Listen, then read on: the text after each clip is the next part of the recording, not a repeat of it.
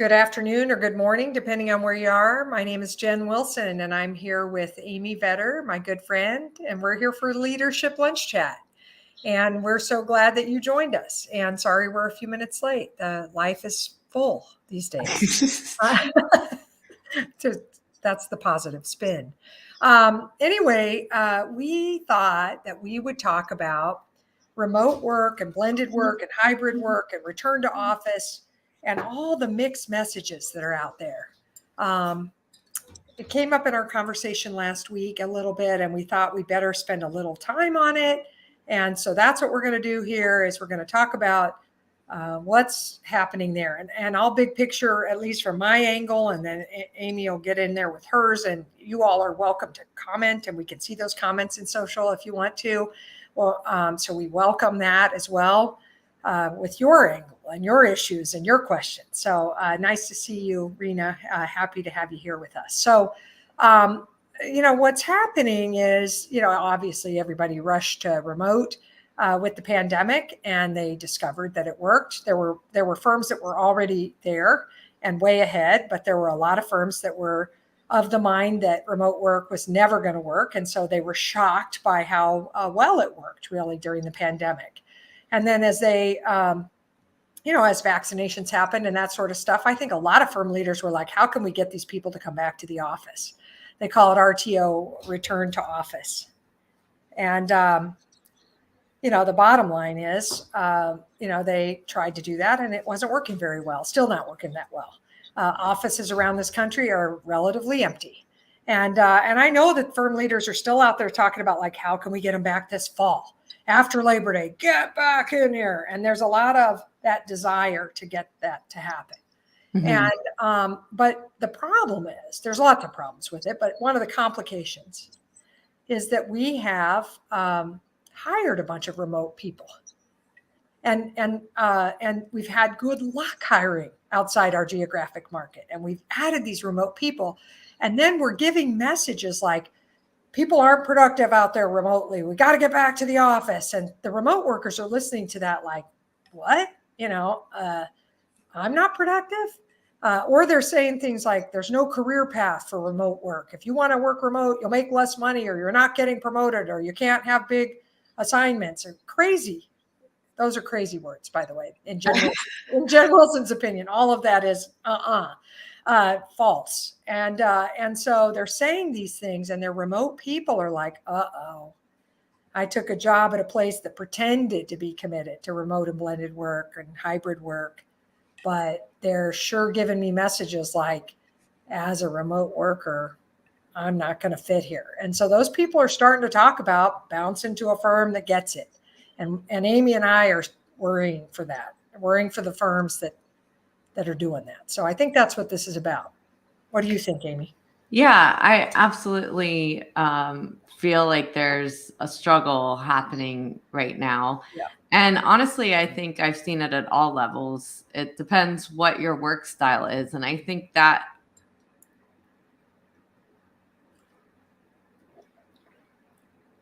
is really works for others.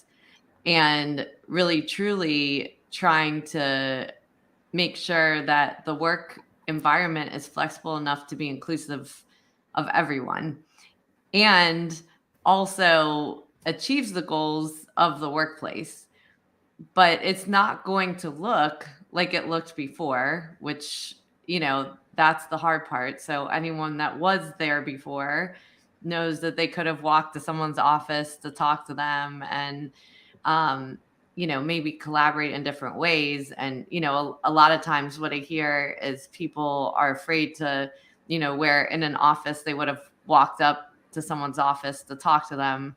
But in this remote environment, what's happening is they're afraid to bother someone virtually, to knock on that door. And so the important part that happens right now is the listening tour of really trying to understand what people's needs are and being proactive about it. Because I think the biggest thing that I've observed, which gets in the way of the remote hybrid workplace, however you put it, is that there hasn't been enough time set to come up with new ways to make sure people feel comfortable to knock on that door, whether virtually or in person or however that works. Instead, they're letting that remote environment just survive on it, or not survive sometimes on its own.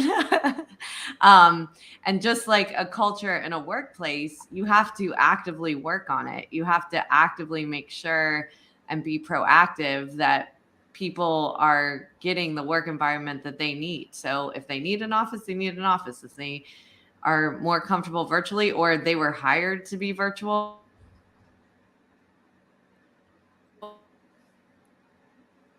that like to be in the office are, the ones that, sometimes forget that there's people virtually that need to be included now. And it's a way to kind of passive aggressively put pressure on people to come to the office. But it may not be actually possible for some people to come to the office, based on where they live, or now based on their new work lifestyle between their family and their home life, to be able to do that. So my biggest thing is making sure that this is a proactive culture, that it's not just let's see what happens and keep sitting back and waiting and let it falter until you have to bring everyone back. I agree. Yeah. Or like complaining about what's not working and not shifting anything. That's, we're hearing a decent amount of that. And so, we recommend that every firm develop a remote and hybrid culture, working group, pop one up, and have it be cross-functional and have it include people that are both preferring the office and those that are preferring to, work remotely or were hired remote, live out of state, a good mix, and talk about like what are the top 3 priorities to make this a true cultural, foundational element of our firm, and to get hybrid to really happen for you. And part of it is, in IT's firms, because they're like, well, we're not actually trying to govern the remote out of state people. We just want everybody else who lives close to the office to come in. And I'm like, so what you're saying is, hey, go buy a house 90 minutes or 2 hours or 3 hours away from the office, and then you can stay remote, which is absurd. Yeah. Like, come on, that's Exactly. nuts. And nobody's that it doesn't make sense. It feels unfair. It feels inconsistent. We just have to recognize, for some people, they're going to want to work remotely. And there are key components, like what are the behavioral expectations? How will we measure success? What are accessibility and response time guidelines by person, by service line? How are we going to maintain our connectivity and relationships?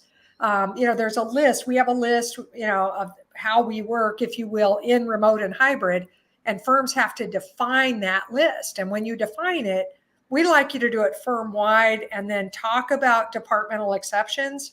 But those departmental exceptions have to be approved by the executive committee of the firm, or by the managing partner, or by some big cheese, because otherwise partners will be like, well, I don't like the firm's policy, and when you work on my stuff, you're going to do it this way, which turns into a disaster. And also like a tremendous amount of, back channel, anchor dropping, complaining, all that stuff that's no good for your firm. So we have to not let partners go off message. And this is where the world is headed, ladies and gentlemen: remote, flex, hybrid, reduced schedules, 4-day work weeks, unlimited paid time off. Yes, there are issues with all those things. There are management issues with every one of those things I just said. And so for sure, you have to manage those issues, but they can be managed. And there are many, many firms that are out there really getting this, and they're way down the path of defining their culture inside those paradigms that I just shared, or those parameters, and they're succeeding. And so anyway, I think that you really have to look at getting that working group going and starting to define these things and getting everybody on message. Yeah, absolutely. And also coming up with ways of when our office hours, whether virtually or in the office, where people can still collaborate and be able to work together and support one another still in a training environment. And I know we talk about partners a lot, or maybe owners in this thing, but I've actually seen staff people that are more comfortable coming into the office as well, not just partners. And that's another communication policy that we have to make really clear at all levels, because you don't want lower levels where you still have a boss that might be directly above you, that's requiring you to come into the office when that's not the requirement of the firm, or that gives you a sign that your career might be affected if you're not coming into the office. So really coming up with are there going to be certain hours of the day that everyone on your team is available? So if you are going to have flex time, is there certain peak hours of the day to make sure that all of you are collaborating, talking about your clients and so forth?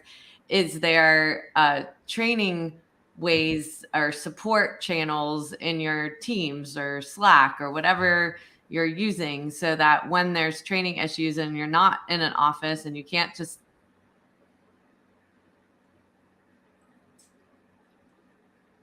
stand up at you virtually as well, so that you're able to make sure that people that might be struggling on their own can get the answers that they need, but they don't feel like they're bothering you by doing that there's protocols set in place. So what this new work environment does, besides the culture and all of that you have to put together, you also have to put together new roles, new responsibilities of who is actually defining what is the standard operating procedure for work now when you get together, how people are trained, how people are upskilled, how people meet with clients. Like, I was on a call and thought it was very interesting because they said, well, if when we used to be face to face at a client, if I was going to go meet with the client, I'd just take the staff person in with me so that they could hear the conversation. And virtually that works the same way. You just tell someone to be quiet. You can introduce them on the call, but they can still be sitting there silent to hear a conversation, to be a part of it. It doesn't mean just because it happens virtually that those things can't happen. So really kind of going back and saying, what are the best experiences that we had in person that were really, really helpful, that we can now apply into this virtual world and actually flip how we do achieve the same objective, but just in a different way. Yes. Well, and the thing is, Amy, about all of that, that there are a lot of things to define or redefine. Our learning model in public accounting isn't that awesome anyway, at all. So it's inefficient. It takes 14 years for somebody to become, senior leader, technical expert in 7 to 10. We could do it faster if we changed our learning model, and the learning model could benefit from this remote aspect or this hybrid aspect for sure. And so it's rethinking the way we do things. And so some examples, firms that have multiple offices, we say, hey, okay, we don't like geographic management, geographic P&Ls. We want to schedule work across offices, across service lines, that sort of stuff. But if you have office managing partners, okay, let's have a remote managing partner. And they're not managing all the people's workload, because those people should be getting their work from the service lines. What they are is managing the needs and wants and concerns and representing them at the table. They're acting as the voice of those remote people inside the senior leadership team and saying, here are the issues my people are experiencing, or let's iron out these things. That's one thing. Another is, if everybody's like, hey, we are so much more efficient if we all gather and huddle in a room together. That makes us so much better on the client work, or so much better getting decisions made. Great. Huddle in a room on Teams or Zoom or, some other video platform. And, if you want to huddle in, well, we want to be in the room all day working together. But we don't have to be on video, and we're not going to talk much. Well, fine. Let's go into a Zoom room or whatever, have a 30-minute check-in at the beginning, huddle up, figure out what our work is. Everybody turn their camera and their microphone off. One of us who's senior in the business stays that day all day, commits to be the one that answers any questions if anybody pops up and says, hey, I'm wondering about and I'm working on. But we're not like watching people work. So that's not what this is about. It's about them feeling like there's just a constant stream of available help if they need it. So they're not stopped. Or if they have collaboration needed, they could unmute and say, hey, or chat and say, hey, I need to get 3 of us together on this issue because I'm stopped on it and I can't further my work until the 3 of us agree on an approach or something. And they'll know everybody's sort of tuned into that, and they'll jump on and we can all talk about it, and then we can jump apart and go back to our respective corners wherever we happen to be working, whether it's the office or at home or at a client's or wherever we are. And there's lots of ways to manage this that don't require the in-person paradigm, the office paradigm where we're all coming back. And most people are not going to brave a big, long commute anymore. They might do it sometimes, but they're not going to do it every single day. And they don't want to incur parking costs. And, they found this lifestyle where they can get fit exercise in, and they've used the time that they used to give up to go into that office. They've deployed it differently. And when you start asking them to deploy it back to the old way and lose that time that has benefited them, they're going to find an employer who isn't going to make that demand.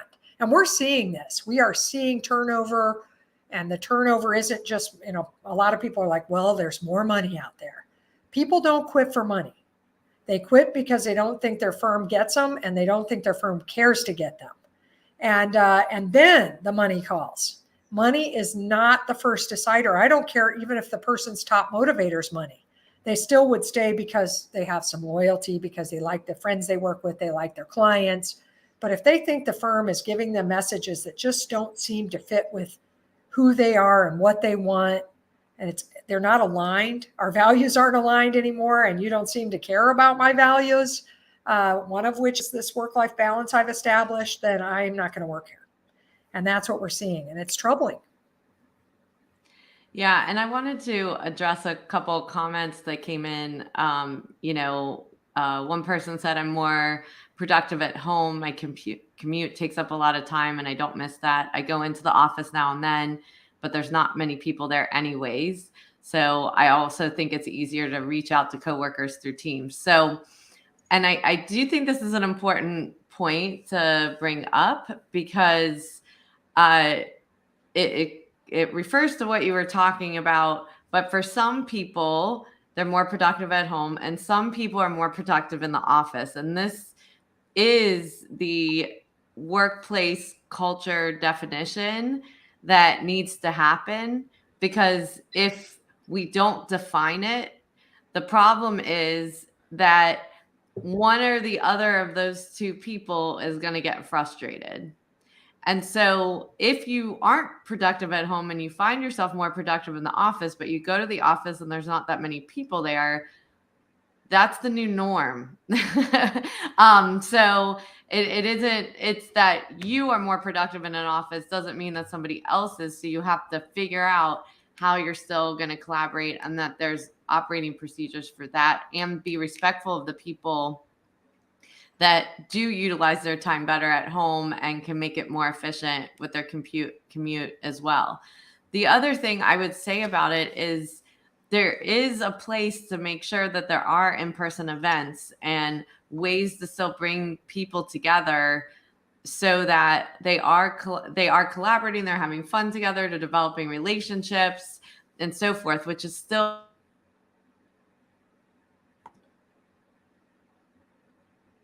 really a strategy about it. And that means a budget. So, now when you're thinking into, next year, that, maybe you were having more lunches in the office before, or other expenses that were in your budget line, but now you've got to think about the money that you need to put in your budget to bring everyone together, especially if they don't live close by, and that you're going to cover those expenses to bring those in-person events together as well. So we don't want those people to feel left out. And if they're not able to come back, to an in-person event, even if you have it, how are you going to make sure that those people are included virtually as well, so that they can still be a part of the event, because you do have staff there. You do have people. You don't want them to feel excluded because it's not accessible for them to come. For sure. No doubt about it. And Amy, this whole idea of Mandy saying, boy, waiting to see what happens. There's that whole idea that like hope is not a strategy or whatever. And then, like waiting to see what happens almost never produces the desired result. What we're trying to do is to have a firm that people love to work at, and that they're super productive, and that they collaborate really well with between themselves and with clients, and they speak highly of us, and they stick, and other people want to join us. That destination workplace we've talked about a bunch. And blowing off defining these things is a mistake. And holding these, making some decisions and rolling out little pieces of your cultural strategy, and rolling out guidelines and how we work, statements, cultural expectations, little by little, and planning to refine them as you go. Because, for instance, I was on the phone with a young lady the other day, and she said, well, when I go to the office now, I invite seniors. She was a manager level or senior manager. And she said, I invite staff and seniors. I say, hey, I'm going, no pressure, but if you want to go, I'm going to be in on Wednesday. And she said, we don't get any work done. We get together and we, socialize, and we find a lunch place, and whoever it is that comes in. But she goes, I don't ever invite any of my superiors or peers. I think it's weird. I think it would be weird of me to invite them. And I said, why? If they knew you were coming, then they might want to be with the associates and seniors you're with and bond, but B, they might have some things that they'd like to meet with you on and talk about. And, and she said, well, I'm afraid that if I start doing that, they're going to think, well, let's all come to the office all the time. Yes. So she was like, I don't even want to do that, because I don't want them to think that like I'm pro coming to the office. I'm not. I think coming to the office sometimes for social and for collaboration and planning, but I'm afraid to give them that message. And I thought, gosh, that's so gross, because she's exactly using office time the way it should be. And the firm should be like getting that and supporting it and telling her, instead of her being like, they're up there hoping for this moment when we'll all come to the office. And I don't even want to admit that we're doing it, because I'm afraid they're going to take that as a sign to say, come on back all the time. Right. Yeah. Sad. Goofy, frankly. And, there's this saying in communications, manage the message or it will manage you. Mm-hmm. And we really aren't doing that. We're not managing the message at all. So Teresa's out here asking, and we're late, we're way past time. But one more question here. Any ideas on how to handle resentment from the staff currently have to be in the office? We would say, why do they have to be in the office? Let's figure out job sharing so that they can have some time when they're not in the office. I'm going to tell you that I've been telling firms front desk reception. I don't even know what that is. I don't even know. No one's walking. I don't think it's safe to let people just wander into your firm. Exactly. I think they should come by appointment. The firm should be locked down. If I'm at the office and I'm meeting somebody, I will be responsible for their front desk reception. I don't need somebody sitting there at the front desk. And phone calls, I know that, people hate automated attendance and all that business. But let me tell you, that's where it has all gone. People are calling cell phones direct. They've got direct dial extensions. We don't need a receptionist. We don't need a front desk person. That's yesterday's office environment. And those poor people were grossly underutilized, and, and nobody wanted to backfill them when they wanted to go to lunch. And let's stop all that. Mm-hmm. So that, and then if we're producing a lot of paper, so we're like, oh, admin has to come in and produce tons of paper. What? No, maybe sometimes, maybe for exceptions, maybe for a while for some of our clients, but man, we should be like every single thing that isn't digital. Why? What are we doing and how can we change it? So sorry, Teresa, if that sounds too radical, but that's my opinion of that. Admin can't enjoy the flexibility or be remote. All of our admin team is remote from me, and they're crushing it all the time, every day, making a huge difference for us. And they never have to come into an office. So it can be done. So anyway, there's a lot on this subject, Amy, but we are way past time. So we're going to quit for today. We'll think about what our next topic will be next week, but we would love you to influence it. Get out there in social and help us and tell us what you want to talk about, and we'll be here to do it. See you all next Friday, and see you, Amy. Bye-bye. Thank you. Bye.